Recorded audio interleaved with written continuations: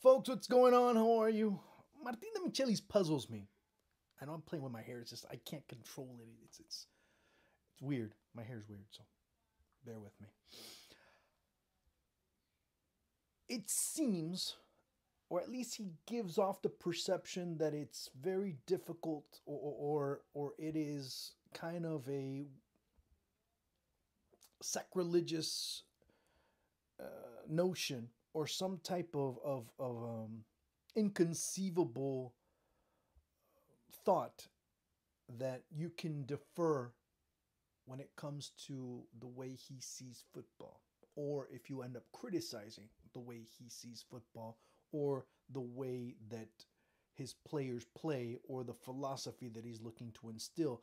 And sometimes he's gone through certain things and he's done and said certain things that end up being puzzling. Now, this last one ends up being interesting because it does spark a very compelling debate. I say this because it's that old argument about the eye test versus the statistic. Now, I, for one, am not huge on statistics, although I do believe that statistics are very important to further reinforce certain arguments and also give you more tangible evidence in terms of an argument that you need to make.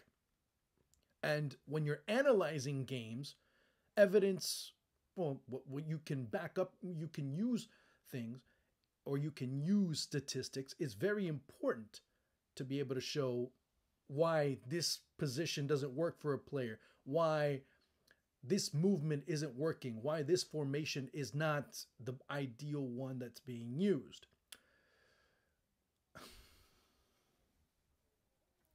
Let me start out with this one first, because in modern football, at least, you see many people, many analysts strictly go with the statistic. You hear a lot of matches. Oh, so-and-so ran 20 kilometers. What the hell does that mean? So-and-so had 75 proper passes. What the hell does that mean? So-and-so had 17 interventions and they won 8 out of 13 duels. What the hell does that mean? Now, I'll get a lot of criticism and I really don't care. There's a lot of people, a lot of colleagues, a lot of people in my industry that strictly look at the statistic in order to be able to analyze a game. And only that. They use that as a crutch. That is the only type of evidence, that is the only type of way that they can analyze a football match.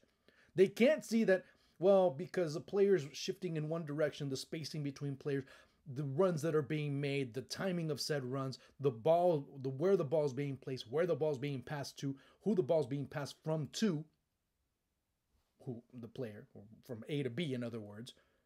That's not talked about a lot. That's not talked about by many. They'll look straight at the stat sheet. Oh, so-and-so had 75 passes, of which 73 ended up being correct, and they ended up going to the proper destination. He played well. They will never tell you that those, out of those 73, 68 were to the player on one side of them or to the player on the other side. They were lateral passes, short passes that just, kept the ball going from one end to the other. One thing is pass those types of passes. Another ball is maybe a 15, 20, 25 meter ball that breaks lines and ends up finding an attacker going towards goal, correct? Martina Michelis, in the post-match press conference against Argentinos, was being questioned about his midfielder, of course, Nicolas Fonseca, who's making his debut with River. Didn't have a very good match, although in order to justify that Fonseca played well or played very well, he goes in and says, well, he had a good debut. It wasn't easy. I'm just reading this off because I wanted to give you exactly what he said. Fonseca had a good debut. It wasn't easy. He comes from a not very competitive league, but the kid is, based on his conditions at River, has good speed and has a good touch. He had 80 contact. He touched the ball 80 times, had 70 good passes, and won 10 of 13 duels. His numbers marked his match. Now, I did commentary on that match, and Fonseca, yes, most of his passes did end up being, Correct. But there was one where he gives the ball away. Player from Argentinos intercepts it, sends it over to Maxi Romero. Well, Maxi Romero finishing in front of goal is like me finishing in front of goal against Franco Armani. So that gives you everything you need to know about him. When it comes to statistics, there needs to be the numbers, the contextualization, and the understanding of why those numbers were. A lot of Fonseca's passes were out wide to the midfielder on that end, to the midfielder on that end, and maybe backward a couple of times. And there were a few passes that he'd send to the midfielder that was next to him in Rodrigo Aliendro. That was it. There weren't any passes that he sent deep. There weren't any passes that broke lines. There weren't any passes that really put the defense and really changed the shape of the defense in no way, shape, or form. And forget any pass that was going deep, because a lot of those balls that he sent deep ended up going out of bounds. So when we talk about this, it's again very compelling because of the argument that there always is. Oh, because numbers are the future. Yes, numbers are the future. But it's not everything, and it will never be everything, because you need to analyze certain things. You need to understand why you're being told a story. You need to understand why a version of something did emerge. You have to understand why there's certain things that are being told and the reason for them being told. That's the same thing with numbers. Numbers don't lie when it comes to the narrative you want to be able to produce. Now, when you add numbers to the actual play, to the actual physical play that you're able to observe, then that's a different story. Then you start saying, oh, now I see. Yeah, numbers don't lie. Those are, he out of the 80 passes, he got 70. Correct. But which 70 passes?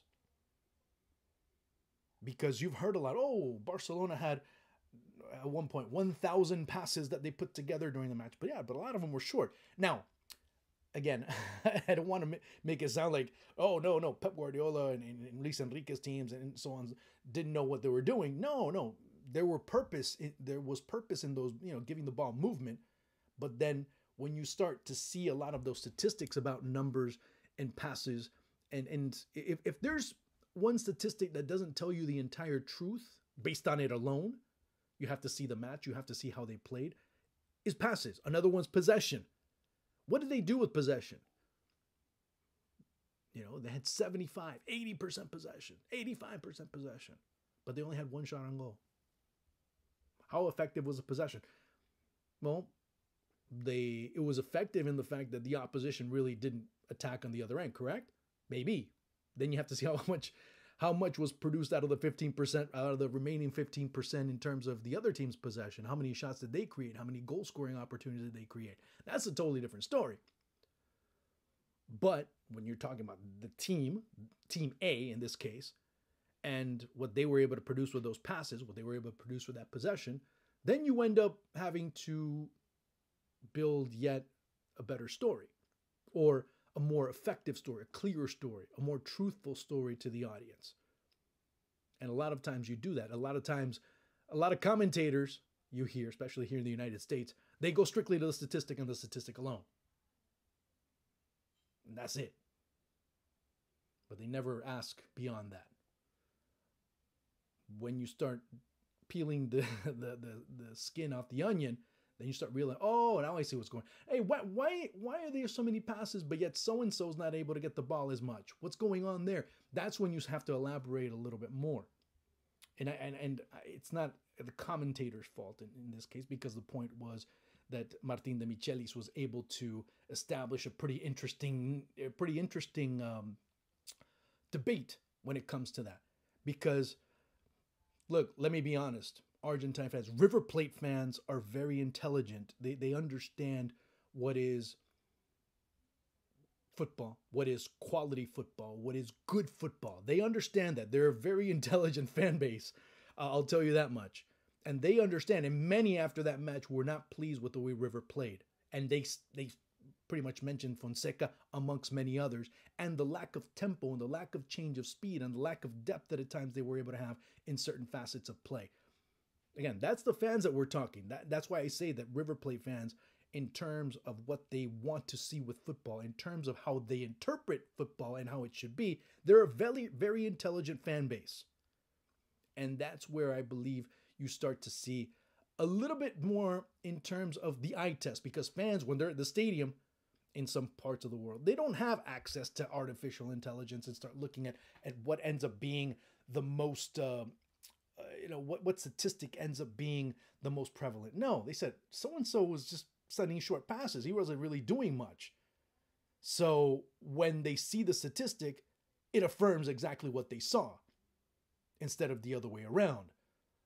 Or sometimes the other way around can also work. But in this case, that was not the case. And Martin de Michelis ends up using that statistic thinking that everybody else was going to just say, oh yeah, he's right. In a way, he's right, because that did happen. But then the how ends up being the most prevalent thing.